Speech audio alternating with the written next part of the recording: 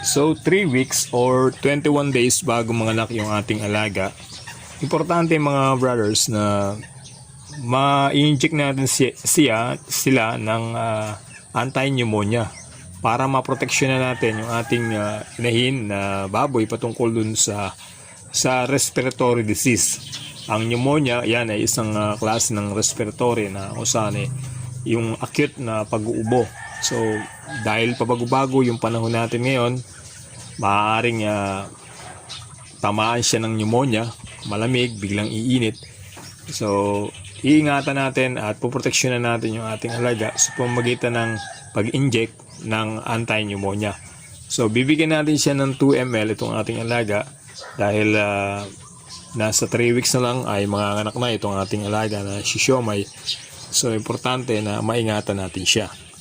At pangkaraniwan, ang gawain na lang nitong inahin natin na ganito na malapit ng manganak bago natin siya isalang sa lactating feeds. So, ganyan yan. Laging namamahinga, natutulog.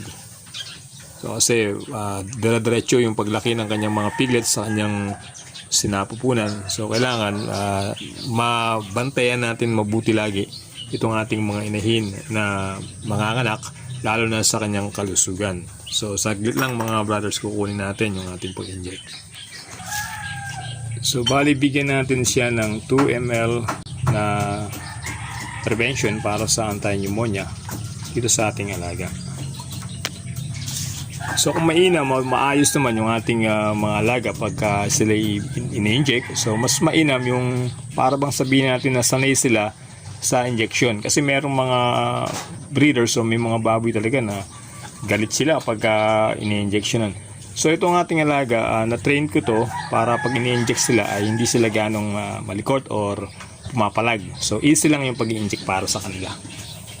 So, mas maganda kung dito sa bandang liig para mas effective. So, ayan mga brothers, kung mapapansin nyo, nakabaon na yung ating ringgilya. So, ibigay natin sa kanya yung 2 ml na anti-pneumonia. So, ganun lang mga brothers, igutin natin. So, parang ang maganda roon, hindi siya nagwawala na katulad ng isang baboy na kapag in-injectan, kailangan puwersahin mo pa. So, itong ating alaga, simple lang para sa kanya yung ganun. So, ganun lang mga brothers, maraming salamat sa inyo. At sana nabigyan ko po kayo ng konting idea. 21 days bago manganak yung ating mga breeders, kailangan ma-check natin sila ng anti-pneumonia sa pang-prevent natin para maproteksyonan natin yung ating inahin at gain din yung kanyang mga anak. Maraming salamat po sa inyo mga brothers. Subscribe nyo po yung ating channel, My Brothers Not Big. Marami pa tayong pag-usapan patungkol po sa pag-aalaga po ng ating mga baboy, especially po sa ating mga inahin.